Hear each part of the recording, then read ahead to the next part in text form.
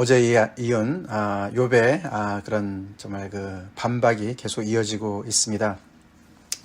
엘리바스의 그런 위로와 격려의 말 이후에 욥이 이제 이야기를 하는데, 어저께는 이제 그 친구들을 향해서 이야기를 했는데, 오늘 7장에서는 드디어 이제 가장 정말 잠잠히 계시지만 가장 중요하신 분 하나님에게 그가 이제 얼굴을 돌리죠. 대화의 방향을 이제 하나님께로 돌립니다. 바람직한 그런 이제 방향이죠.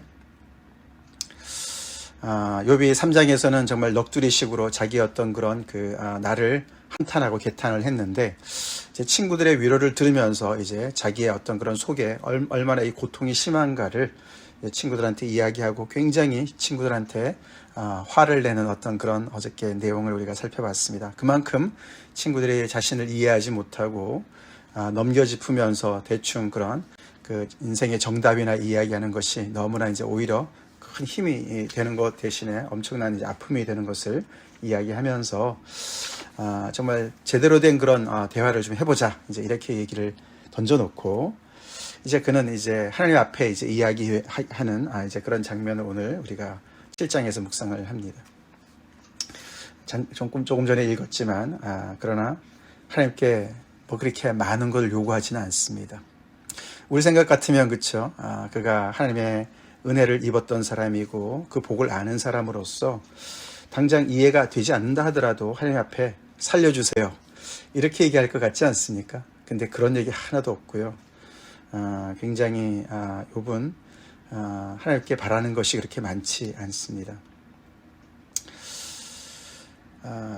우리가 사실 이런 이야기를 읽으면은 그 욥을 우리가 이렇게 쉽게 신앙이 없네, 믿음 없네 판단하기가 쉽습니다만, 우리가 그 자리에 안 가본 사람으로서는 그렇게 쉽게 판단해서는 안 됩니다.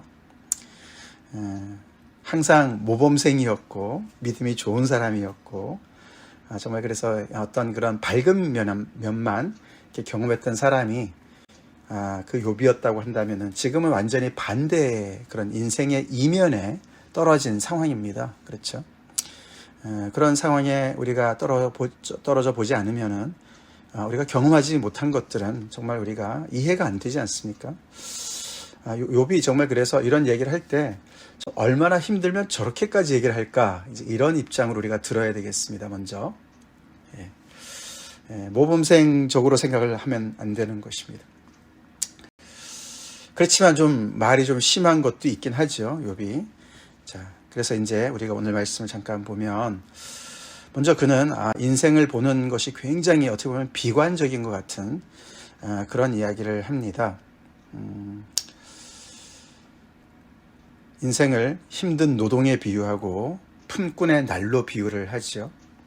그래서 그 인생이 정말 계속 그런 아주 너무나 고된 일을 하는 것으로 얘기를 하고, 결국 그래서 그 인생에서 바라는 것은 그냥 그 노동꾼이나 품꾼이 바라는 것과 같이 저녁에 그늘을 몹시 바라고, 이제 저녁이 빨리 되면은 떼약 뺏어서 땡 뺏어서 하루 종일 일하다가 저녁이 되면 드디어 이제 그늘에서 좀 쉴 수 있지 않겠습니까?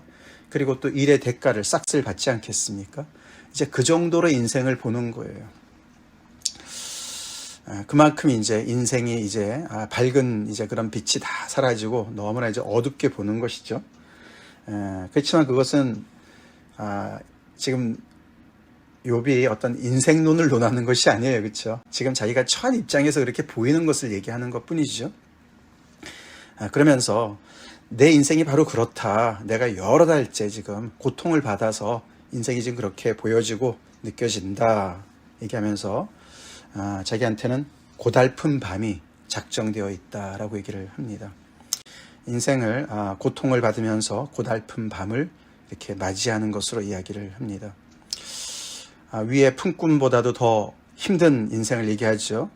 하루 종일 고통을 당했어도 밤에는 좀 쉴 수 있을 것 같은데 자기는 밤에도 쉬지 못하는 그런 고달픈 밤이 기다리고 있다라고 얘기를 합니다.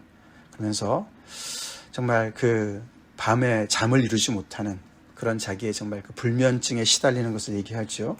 누울 때면 언제나 일어날까, 언제 밤이 갈까, 그리고 새벽까지 이리 뒤척 저리 뒤척 한다는 거예요.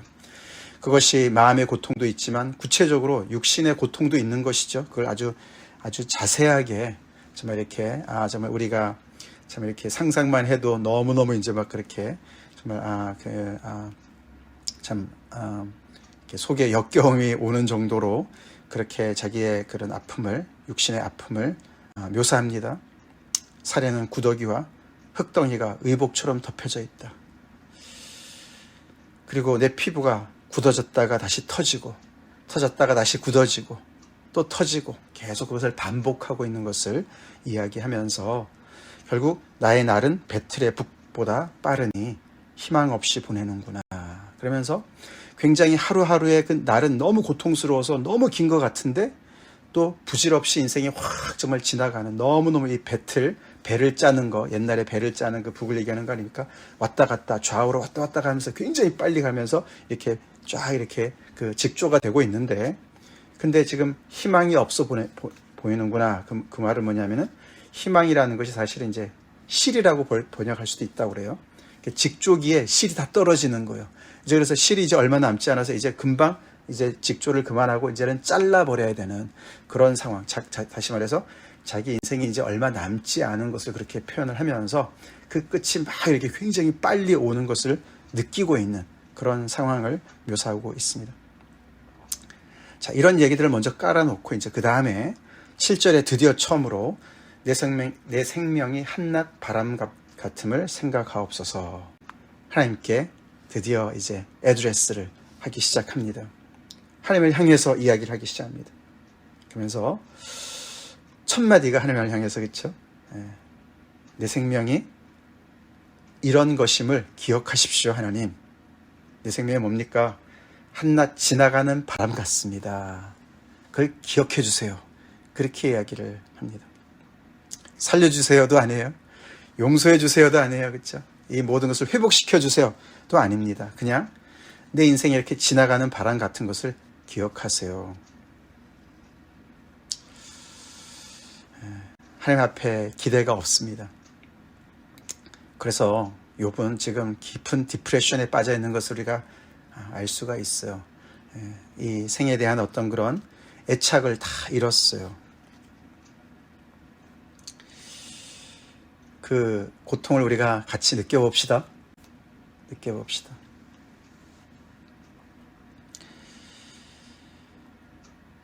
이 믿음이 좋았던 욥이기 때문에 그런 사람이 이 인생의 이면에 떨어진 그 상황에서 어떻게 정말 이렇게 괴로워하나, 무슨 말을 하나, 굉장히 그런 좋은 반면 교사가 됩니다. 그렇지 않습니까? 우리도 이 욥처럼 그 정도의 어떤 그런 정말 그 재앙을 받은 건 아니라 할지라도 우리가 가끔씩 그럴 때가 있지 않습니까? 그렇죠? 정말 우리가 전혀 예상치 못했던 그런 입장에 우리가 처할 때가 있습니다. 우리도 실패할 때가 있고, 우리도 넘어질 때가 있고, 우리도 시험 들 때가 있지 않습니까? 그럴 때 우리가 그 느끼는 그런 모든 고통들과 그 괴로움과 어떤 혼돈들, 그런 거 어떤 극을 보여주는 그런 욥의 모습이거든요. 그러나 우리가 결론으로 얘기한다면은 그래도 괜찮습니다. 아멘. 욥이 지금 이렇게 헤매는 말을 해도 괜찮아요. 하나님이 다 알고 계시고 보고 계십니다. 자기 인생을 한낮 바람 같은 것을 그냥 생각해달라고만 얘기를 합니다. 이런 욥한테 어떻게 너 기도를 그렇게 하냐 얘기를 하지 말아야 되죠. 자, 그러면서 뭐라고 얘기하냐면 나의 눈이 다시 행복을 보지 못하리이다. 다시는 행복을 보지 못하리이다. 지나가는 바람인 것을 하나님께서 기억하시고 내 눈이 다시는 행복을 보지 못할 것이라고 단정을 합니다. 회복에 대한 어떤 그런 그 기대를 다 이제 내려놓은 것이죠. 이런 상황인데 어떻게 내가 다시 회복이 될까? 생각도 꿈도 못 꾸는 것이죠. 내 인생은 끝났다라고 생각을 하고 있죠. 그러면서 그는 나를 본 자의 눈이 다시는 나를 보지 못할 것이고 주의 눈이 나를 향하실지라도 내가 잊지 않을 것입니다. 지나가는 바람인데요. 금방 스쳐 지나가서 사라질 것인데요. 바람이 이게 breath가 아니 breath, 숨, 루아 그 얘기 아닙니까, 그죠? 그래서 헛된 어떤 인생을 지금 아주 그냥 급하게 신속하게 지나가 버리는 그런 것으로 자기를 얘기하고 있는 것이죠. 그래서 하나님, 그걸 기억하시고, 저는 이제 금방 사라질 건데 그냥 그것만 기억해 주세요. 이유가 뒤에 나옵니다.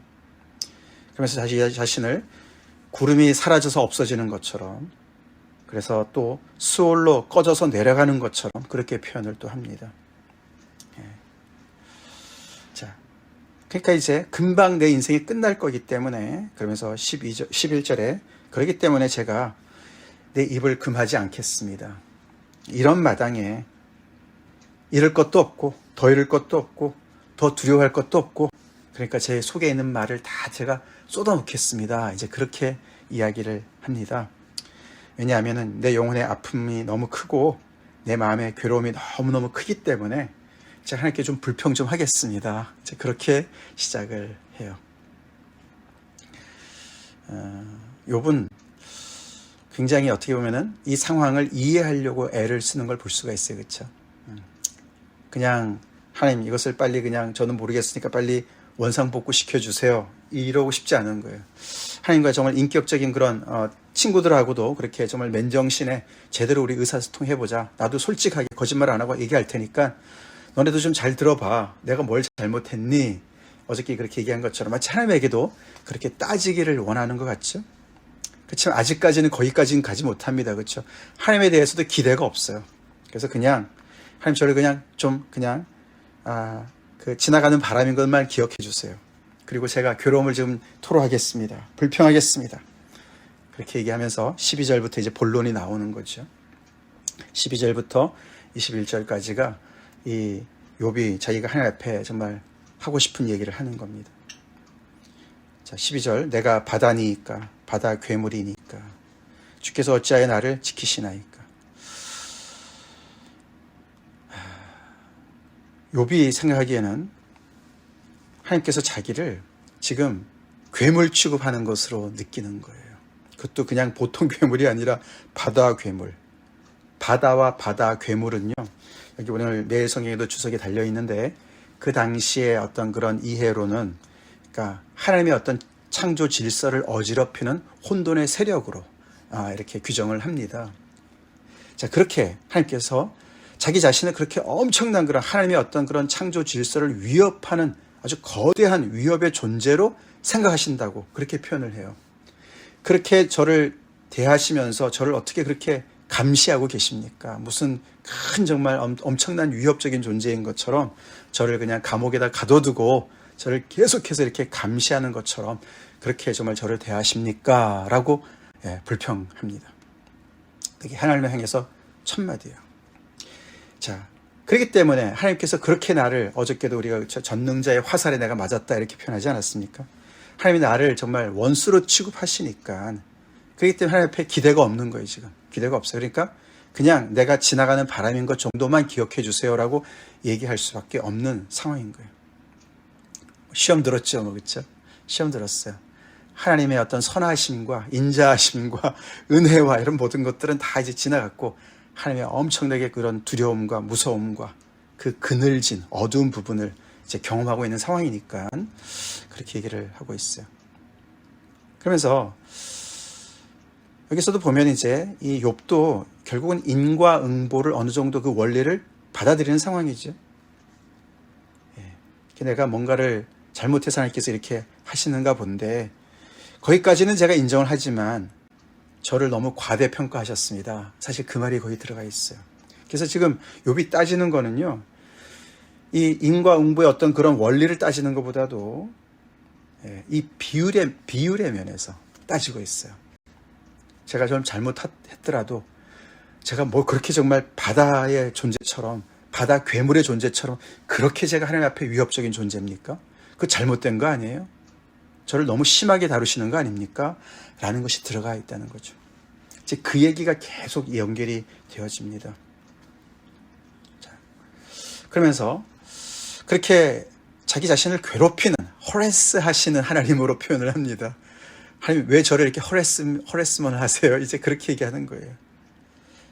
근데 그를 괴롭히는 것에 그런 구체적인 얘기가 하나가, 그에게 심지어 잠잘 때조차도 꿈으로 환상으로 그를 놀래키고 두렵게 한다고 그렇게 얘기를 합니다. 아주 쉴 틈도 주지 않으시고 그냥 저를 그냥 밤낮으로 괴롭히고 있습니다. 그렇게 하나님을 아주 몰아붙이죠. 그래서 제가 마음이 뼈를 깎는 고통을 겪고 있어서 차라리 숨이 막히는 것과 죽는 것을 택하겠습니다. 저 삶을 버리겠습니다. 그렇게 얘기하는 거예요. 그래서 생명을 싫어하고 영원히 살기를 원치 아니합니다. 그렇게 얘기하면서 나를 놓으소서.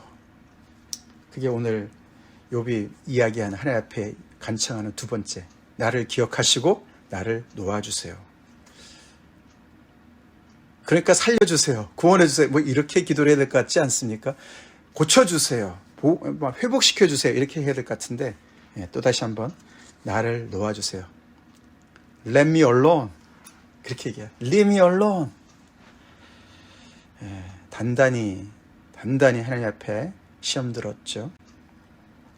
자기를 이렇게 정말 괴물 취급하시는, 저는 괴물이 아니고 사람입니다.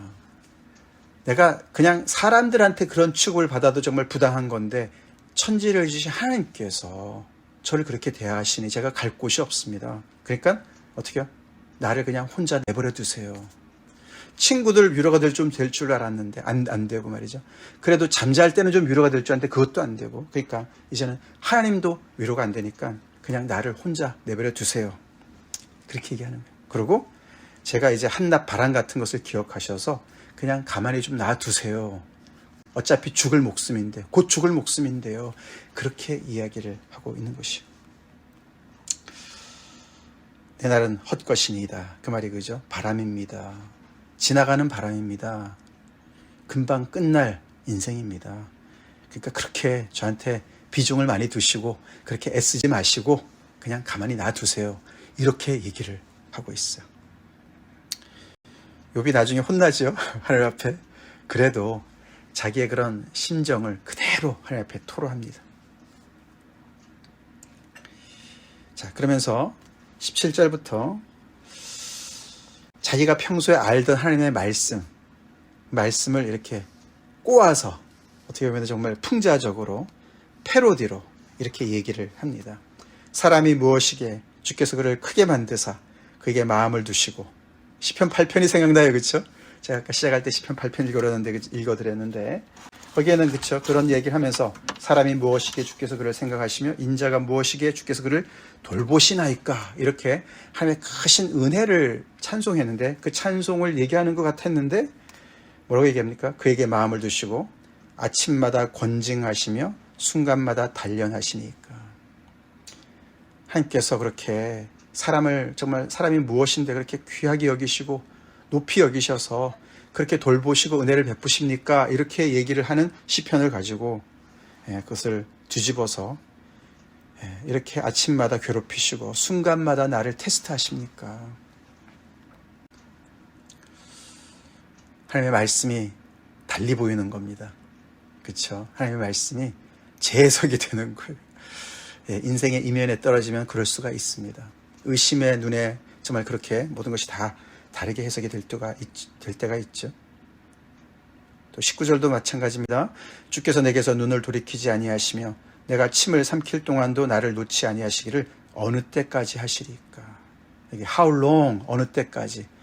이거는 우리가 시편에 많이 나오는 표현 아닙니까? 곧 고난을 받는 자가 how long, 어느 때까지 하나님 이렇게 외면하시고 저를 멀리하시고 이렇게 하나님의 부재를 제가 인생에 경험하면서 이렇게 고통 중에 있게 하시겠습니까? 빨리 저한테 오십시오.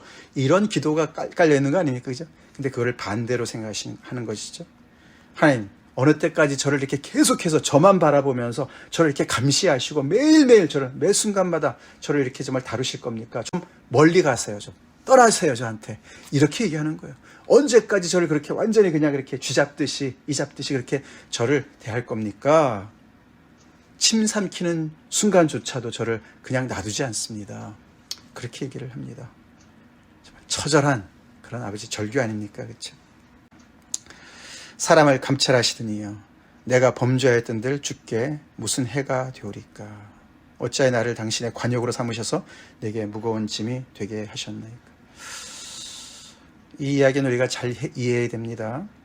인간이 죄를 범해도 하나님께 무슨 그렇게 큰 문제가 됩니까? 죄는 별거 아닙니다. 이런 얘기하는 거 아니에요, 지금. 욥이 지금 얘기하는 것은 정말 이 하나님의 어떤 부당함을 지금 호소하는 거거든요. 자기가 바다 괴물처럼 자기를 취급하신 하나님 때문에 자기를 너무나 자기 자신보다 더 크게 그렇게 위협적인 존재로 다루시기 때문에 이런 말을 하는 겁니다. 그렇죠? 제가 잘못하고 하나님 앞에 죄 짓고 범죄하고 정말 이렇게 한 것도 있겠지만 그런 하나님께서 어떤 그 이상으로 저를 이렇게 정말 이렇게 벌하시는 거 아닙니까? 라는 걸 따지는 것이죠. 그래서 제가 뭔 그렇게 대단한 그런 하나님의 정말 적이나 된다고 관역으로 삼으시고 그렇게 대하십니까? 그러면서 어찌하여 내 허물을 사하여 주지 아니하시며 내 죄악을 제거해 버리지 아니하시나이까? 이 말도 그런데 죄를 용서해 주세요 이 말이 아니고요. 그냥 좀 참아주세요. 견뎌주세요. 그런 말이에요. 그냥 용납해 주세요. 왜냐하면 이제 곧 내가 이제 흙에 누울 건데요. 즉시 내가 이제라는 말이 now 지금 당장 이런 뜻이에요. 지금 금방 제가 몇 시간 후라도 내가 흙에 누울 텐데 즉 죽을 텐데요. 그 말이에요. 곧 죽을 목숨인데요. 그냥 좀 참아주시면 안 돼요. 하나님께서 어차피 저를 용서하실 거 아니잖아요. 저를 이렇게 계속 이렇게 정말 벌을 주실 거잖아요. 그러니까 조금만 참아주세요. 제가 너무 고통이 심하니까 곧 죽을 목숨인데 그 얼마라도 내가 좀 쉴 수 있게 해주세요. 그렇게 기도합니다. 주께서 나를 애써 찾으실지라도 내가 남아있지 않을 것입니다.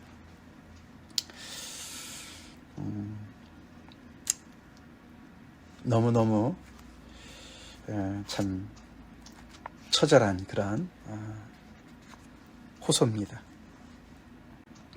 물론 우리는 이제 계속 강조드리지만 욥이 지금 이런 상황 때문에 이렇게 이야기를 하는 겁니다. 그렇죠? 계속 그가 얘기한 어떤 인생에 대한 어떤 평가라든가 하나님에 대한 어떤 그런 이야기들이 이게 forever truth는 아니죠. 그렇지만 이제 그 상황에서 아까 말씀드린 대로 믿음이 있었던 사람이 이렇게까지 얘기를 하는 것이고 그만큼 현실이 힘들고 어려운 그 고통의 깊이를 우리가 이제 간접적으로 이렇게 가늠해 볼 수 있는 그런 대목이죠. 혹시 여러분들을 여기까지 가보신 적은 있으신가요? 안 그러기를 바랍니다. 이제 정말 디프레션의 그 정말 끝에 있는 사람들이 정말 생명보다 죽음을 택하는 정말 생명의 그런 정말 그 이면에서 괴로워하는 그런 사람들이 주변에 있습니다. 그런 사람들의 말을 우리가 이성적으로 판단하고 잘못됐다. 어떻게 믿음이 그렇게 없냐? 이렇게 참 판단하기가 쉬운데 다시 한번 우리가 이런 걸 통해서 정말 그들을 이해하는 그런 공감 능력을 우리가 배우게 되고 또 우리 자신도 참 우리 안에 이렇게 하나님의 말씀과 하나님의 은혜가 이렇게 정말 힘든 상황 때문에 달리 의심이 되는 것 같고 다르게 해석이 되는 그런 때가 있다 할지라도 거기에서 어떻게 해요? 계속해서 머물러 있거나 내 생각을 부정적으로 계속 발전시켜서 나름대로 결론을 낼 것이 아니고 욥처럼 힘들어도 하나님 앞에 나와야 됩니다. 아멘? 하나님께 토로해야 돼요. 나중에 하나님께 혼나더라도 하나님께 토로해야 돼요. 하나님께 불평해야 돼요. 그래서 그 속에서 그냥 정말 몸부림치고 정말 난리를 친다 하더라도 하나님의 품 넉넉합니다. 아멘. 하나님의 품이 넉넉하세요. 제가 전에 아주 오래전에 이렇게 하나님께서 이렇게 언뜻 저한테 이렇게 깨달음을 주신 게 있는데 제 마음이 이렇게 사람 하나 이렇게 누우면 꽉 차는 욕조와 정도밖에 안 되는 걸 제가 이렇게 본 적이 있어요. 참 내 마음이 좁다. 한 사람이 있으면은 한 사람이 다른 사람이 들어오려면 그 사람은 나가야 되는 그 정도밖에 사이즈가 안 되네. 근데 하나님의 마음은 대양이시더라고요. 넓은 바다세요. 우리가 욕조가 그러면 얼마나 큽니까? 그죠? 그 안에서 물장구도 못 쳐요. 그죠? 뭐 그러다가 그냥 물이 다 튀고 난리가 나죠. 근데 하나님의 마음에서는 우리가 아무리 난리를 쳐도 괜찮습니다. 하나님의 마음은 그렇습니다. 우리가 정말 신앙에서는 굉장히 이해도 중요합니다. 우리가 어떻게 이거를 받아들여야 되고 이걸 어떻게 우리가 해석을 해야 되는지도 중요해요. 절대로 우리가 신앙은 무턱대고 하는 신앙이 아니죠. 그렇죠? 지금 욥이 그 과정을 겪고 있는 거예요. 근데 그 과정이 고통스럽습니다. 그러나 그 고통을 통과하면 훨씬 더 강한 믿음의 소유자가 될 줄로 믿습니다. 그 과정을 이렇게 나를 놓으소서, 하나님 정말 저 더 이상 간섭 그만하시고 좀 나를 좀 내버려 두세요. 그렇게 얘기를 해도 그것 때문에 소스라치게 놀라고 하나님께서 아니 이놈이 이럴 수가 있나, 이러지 않으실 겁니다. 아니실 겁니다.